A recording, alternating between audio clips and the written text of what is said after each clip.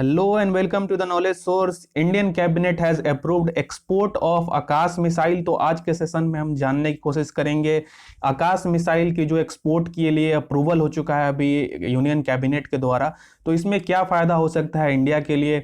और इस सेशन में हम फिर ये भी जानने की कोशिश करेंगे कि जो भी इंडिया की एक्सपोर्ट पॉलिसी है रिगार्डिंग डिफेंस से रिलेटेड, उसमें अभी एग्जिस्टिंग सिनारियो क्या है और इंडिया की ग्रोथ की जो मोमेंटम है वो किस तरीके की हो सकती है आने वाले समय में।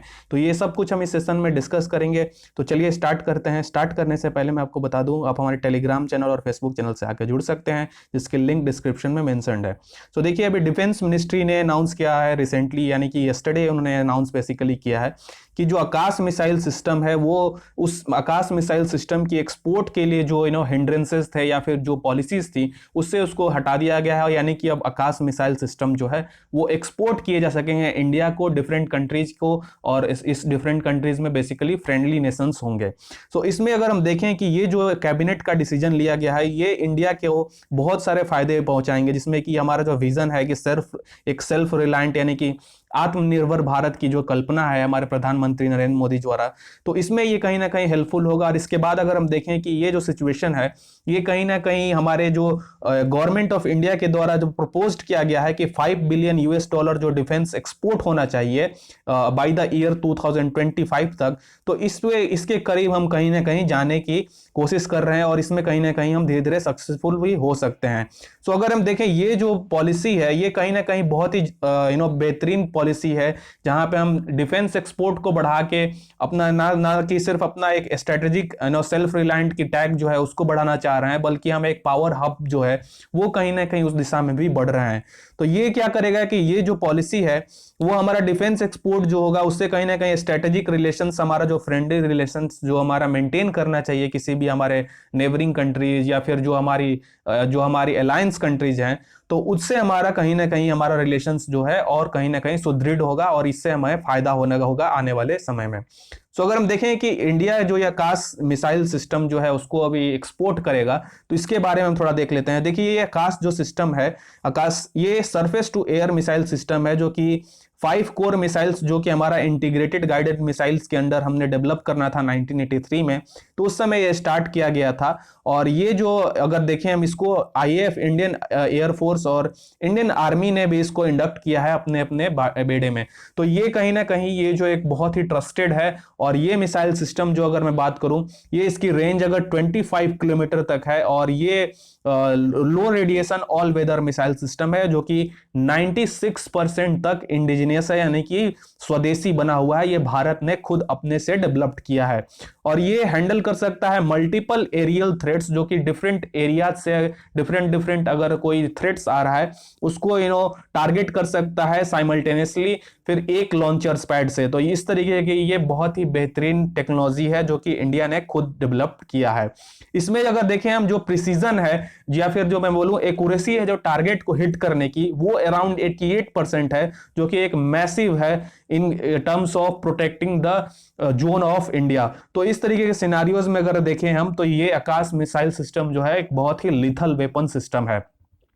सो अगर मैं बात करूं, ये ट्रैक कर सकता है और डिस्ट्रॉय कर सकता है होस्टाइल एयरक्राफ्ट्स हो गया, हेलीकॉप्टर्स हो गया, ड्रोन्स हो गया, सबसोनिक क्रूज मिसाइल्स हो गया। तो इन सब चीजों को वो इंटरसेप्ट करके टारगेट करके उनको डिस्ट्रॉय कर देता है एयर में ही। तो इसलिए इस डिफेंस सिस्टम को बहुत ही state of the art technology माना जा रहा है। सो अगर हम देखें ये किस तरीके से वर्क करता है, तो देखिए मल्टी टारगेटेड इंगेजमेंट्स ये हैंडल कर सकता है। ऑटोमेटेड ऑपरेशंस है जो कि आपको इसमें रेगुलेट मैनुअली नहीं करना पड़ता है, ये खुद पे खुद इंटरसेप्ट करके उनको डिस्ट्रॉय कर देता है। और ये मोबाइल लॉन्चर है, यानी कि आप कहीं भी इसको डिप्लॉयड कर सकते हैं किसी भी टेरेन में। तो इसके लिए ये बहुत ही बेहतरीन ये वेपन सिस्टम है। इसका मैंने आपको बताया कि मैक्सिमम रेंज है 25 किलोमीटर तक और ये अल्टीट्यूड 0.3 किलोमीटर से 15 किलोमीटर तक मार सकता है। और ये ट्रस्ट जो है वो इंडिया के लिए ये बहुत ही बेहतरीन टेक्नोलॉजी इसको बनाती है। सो अगर हम देखें कि इंडिया की जो डिफेंस एक्सपोर्ट सिस्टम जो है, इसमें अभी हम देख लेते हैं कि वो किस तरीके के सिनारियोज में आगे बढ़ रहे हैं, क्योंकि आपको मालूम पद्म आकाश के जो इंडक्शन जो एक्सपोर्ट के लिए अभी अप्रूवल हो चुका है। तो अभी हम देख लेते हैं कि इंडिया के डिफेंस एक्सपोर्ट अभी के लिए क्या है।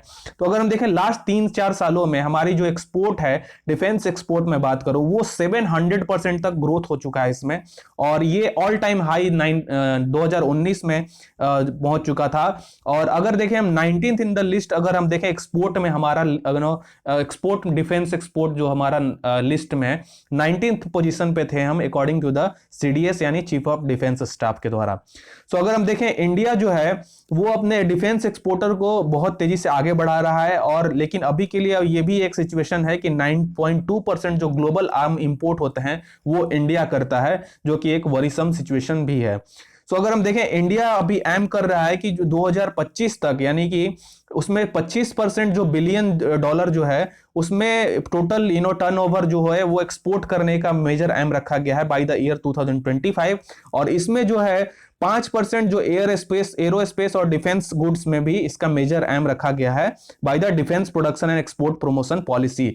और इसके लिए ही defence production and export promotion policy 2020 में इंट्रोड्यूस किया गया था कि हम कैसे जो अपना डिफेंस प्रोडक्शन है उसको एक्सपोर्ट में और बढ़ाया जा सके, और उससे कहीं ना कहीं अपने लिए रेवेन्यू जनरेट ना किया जा सके, और अपने फ्रेंडली रिलेशंस जो मेंटेन किया जा सके अपने फ्रेंडली कंट्रीज के साथ। तो ये मेजर एम है। अगर हम देखें उसके थ्रू कि क्या इंडिया एक्सपोर्ट करने वाला है, तो देखिए सबसे पहले तो गवर्नमेंट प्लान कर रहा है कि जो डिफेंस इक्विपमेंट है उसको कहीं ना कहीं प्रोड्यूस जो भी हमारे फ्रेंडली कंट्रीज हैं उनको दिया जाए, उनको बेचा जाए।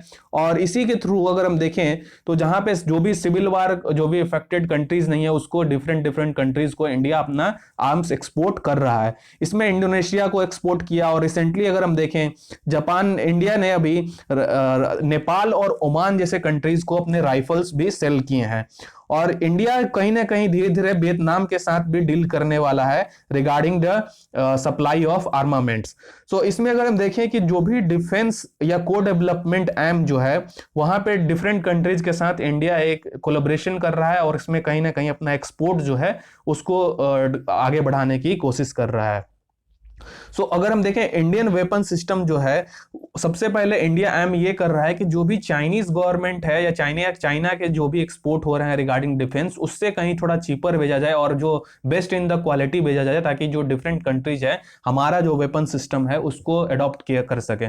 तो ये इंडिया प्लान कर रहा है अपने डिफेंस एक्सपोर्टिंग हब में। तो इसके बाद अगर देखें हम लास्ट कुछ सिनारियोज में जहां पे इंडिया ने अपने पॉलिसीज में चेंजेस किए हैं, देखिए अभी जो करंट फॉरेन डायरेक्ट इन्वेस्टमेंट की पॉलिसी है इन डिफेंस अगर बात करें तो 49% जो है हमारा इंटैक्ट FDI ऑटोमेटिक रूट के थ्रू आ सकता है इन डिफेंस।